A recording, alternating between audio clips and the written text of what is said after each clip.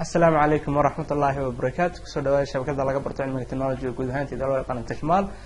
كوب أحد اللقطة في الصومالية وأنا جاي من عبدية موضوع عن كون ما أنتوا حقوق عندنا سداد وحل له الحساب هذه قلنا لك عشان معلن كذا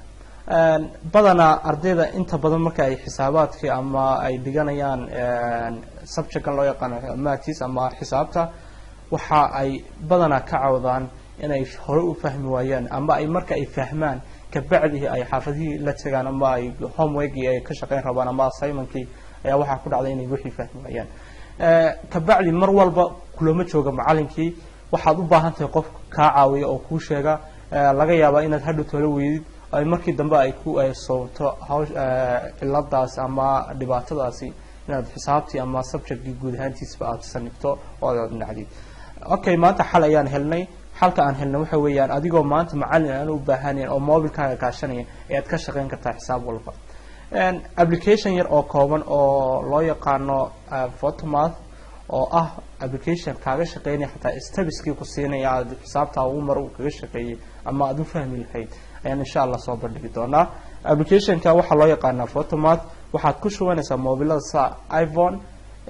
Android application ku shaqeeya iyo Windows Phone-ka mobiladan ay soo saarto Microsoft application-ku waxa uu leeyahay looga noocaasa adiga arkaya loogadiisu adiga arkaya waa casanka ah application saas ayuu shaqeeyaa oo waxa kuugu sameeynaya inaad sawirtid xisaabtii ka bacdi uu ku soo dhigo steps-kii aw raacay insha Allah waxa kale oo inaan idin sheegan rabaa waxa weeyaan in mobilka uu ku shaqeynayo application-kan oo kaliya xisaabaadka computerized-ka ah ayna qorin qof una qorin ama una qorin macalinka uu qoray computer lagu qoray sida tusaale ahaan kala buugaagta daabaca xisaabaadka aad ka fahmaydo ama assignment-ka inta badan waxa la sameeyaa in computer lagu soo qoro ka bacdi uu macalinka ku siiyo xisaabaadkaas oo kale uu kaaga shaqeyn karaa laakiin homework oo kale markaad buugga ku soo qoratid ma fahmo waayo bini'aadamku fartood ma kala way kala duwan tahay nin la farmaaha sala ajligeed fartaada iyo farta uu computerka ama mobilka lagu soo programiyay laga yaabo inay isqaadan waayaan oo ciladu xaga ka timaado ay dadku badanaana ka cawdaan laakiin imika waxa ay development-ka ay sameeyeen insha Allah ay ku soo darayaan waxa weeyaan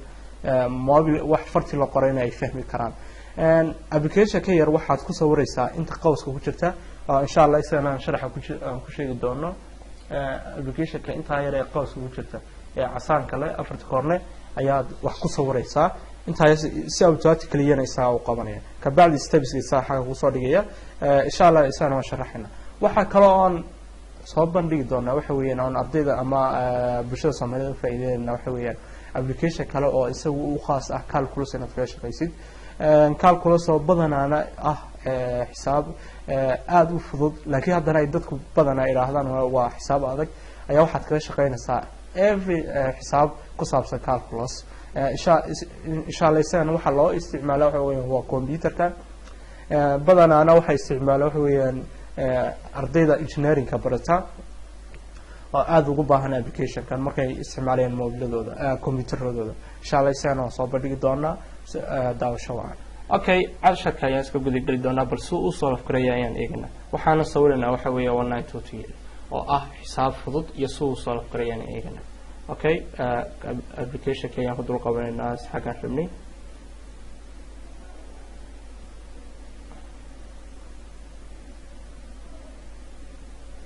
okay aan furno markii uu noo soo raadiga arkay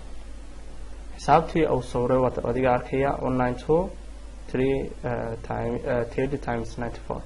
waxaanu soo baxday 1082715 okay marka la isku dhufto intaas waxay soo baxdaa 1802714 bal sax hubino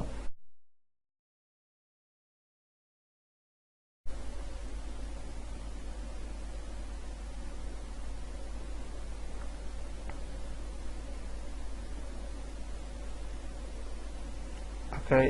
waa xaysiiskii waxaan eegaynaa in aan calculatorkeena aan isugu dhufano applicationkii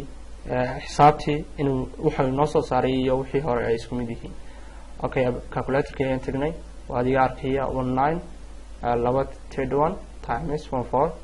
oo soo baxaysa 108 inuu sax yahay xagaas aad ka aragtaa sala actually applicationka kale waxaad ku sameynaysaa xisaabta aad fahmigeeda ayaad dul dhigaysaa aad sawiraysaa kabacdi isaga automatically aad meel ma taaminaysid xisaabtun baad ku level gareynaysaa waxaana ugu level gareynaysaa waxa weeyaan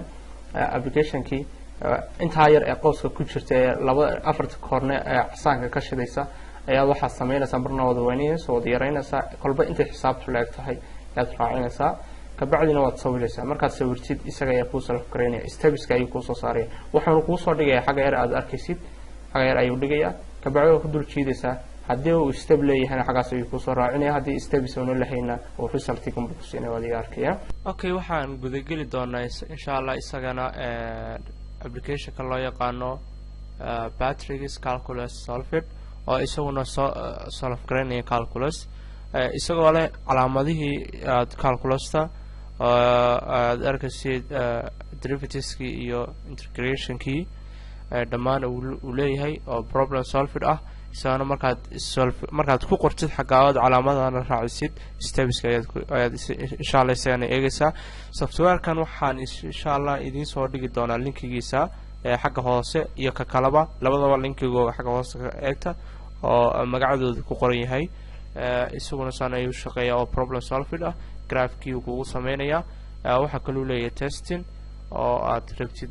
ka doonti aad ka dooranaysid determining odd and eventigi adiga arkaya